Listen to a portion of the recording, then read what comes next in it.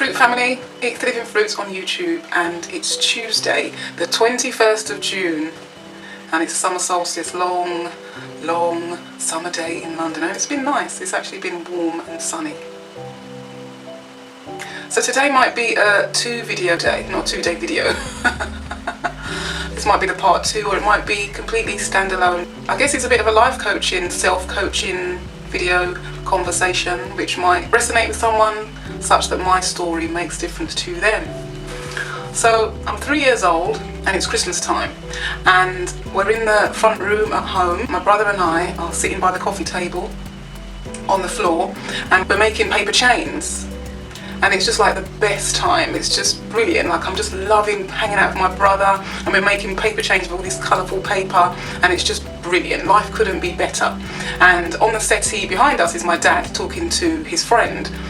I can't quite remember who that was, but he was talking to his friend. So they were just chatting, what have you, and we were quietly playing together. And then my dad said something about another friend of the family who I had seen doing exactly what he was talking about. So they were kind of gossiping really and talking about this other family friend, because that's what happens in life sometime.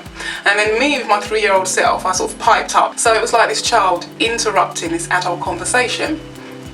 And how it was dealt with was I was just slapped in the face and then told in a shouty way that I shouldn't involve myself in adult conversations. I wasn't rude, I didn't swear, I was just a 3-year-old who was exploring the world, and probably I would have dealt with that differently with my son, and have done, and most people would, but that was how my father knew how to deal with that in that moment.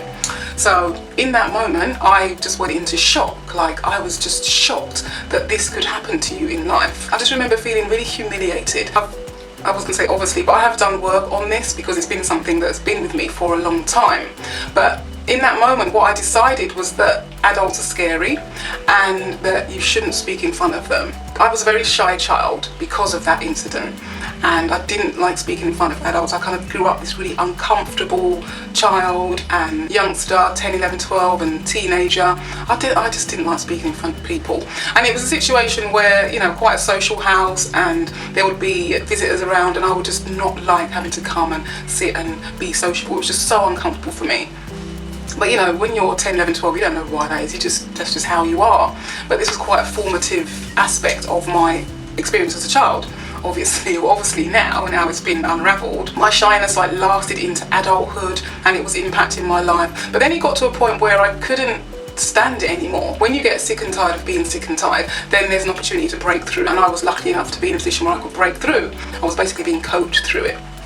And I'm trained as a transformational coach, so a lot of my work is based on past-based experience and how they show up in your life now, and it's about clearing space to create something new. Also, what that looked like in my life as an adult is at work I would go to the team meeting and what have you. You know, you have to say your name and say what your position is or what have you. I would literally be sitting there waiting in the circle for my turn to come, practicing my name and my position just in case I forgot, because I had to say it in front of 7 or 8 other people.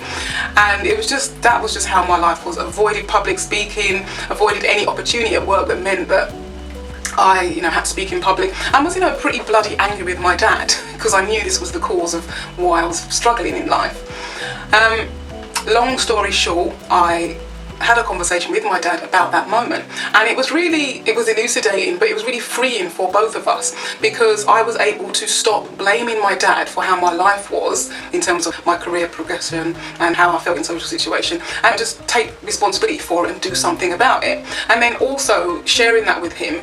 He wasn't initially as angry as you might think with me bringing that up, but he did sort of punish me for it later. But he actually said, "Oh my God, I'm so glad that you got that and that you're free now to move on with your life."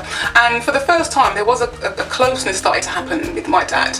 This was about 12 years ago now, and my dad has passed away now, God rest his soul. But this was about 12 years ago, and it was for the first time I thought, wow, we could have a relationship here. Some closeness started to happen.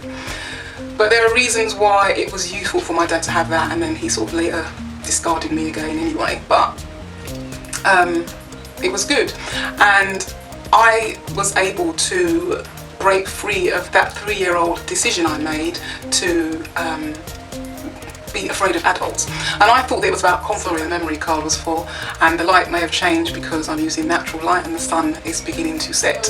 Yes, I did grow in confidence, and it was around about that time that I started to perform poetry, like, you know, from shy to on a stage in front of people on a regular basis. Even like my siblings were like, is that on a stage? Do you know what I mean? It was like a dramatic change, and I started to kind of express myself. You can transform yourself like massively, which is why I'm like, you know, it's never a done deal. You can always reinvent yourself and find new ways to enjoy your life and live into your life fully, because that happened to me, you know, like at that age.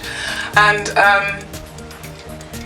the reason why I'm telling this story, which has gone on a little bit longer than I expected, was I had a second breakthrough around the same experience. And even after all this time, 10, 12 years, it never occurred to me that it was connected. In the last 3 days, I've been talking about love and trust. After having this conversation yesterday with you, kind of, I slept really well and woke up feeling refreshed, because I've been waking up feeling groggy and, you know, quite sort of in pain. God knows where my spirit is needing to escape to when I'm sleeping. That's how I like to think of it. But I woke up feeling quite refreshed and like, oh, what's this? But then I was also compelled to look at what was there. And so, you know, before my day started this morning, I did some journaling and meditation. And just as I was about to start writing, I realised that, oh wow, of course trust has been impacted.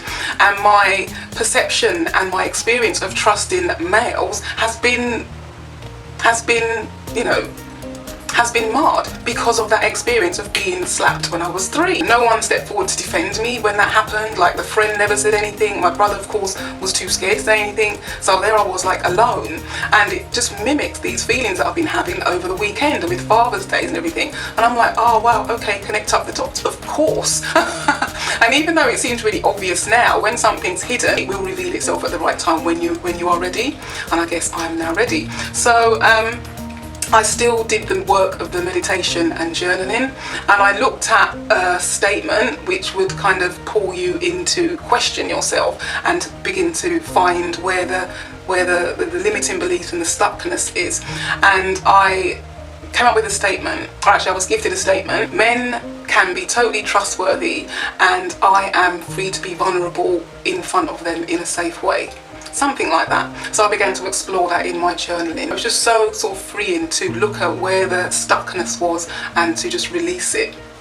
And again, long story short, I have decided to look at where I want to develop my life, and I have a lovely affirmation that has helped me through my day, and just even thinking about it is quite nice. Life cherishes me for everything I am and everything I am not. That's really worked for me today. Anyways, I don't like hugely long videos, so I'm going to bring it to a close now, and hope that you can get where I'm coming from. It's not about bad-mouthing anyone, it's not about being vengeful, it's just about my healing, and there's no ill feeling against anyone else. Of course there's anger and frustration, it is what it is, and this is my route to healing, which is to take responsibility for things and see where I can take control and be powerful in the situation, instead of letting the conversations and the experiences overwhelm me and govern my life. No, get hold of that experience and see what you can do to transcend it.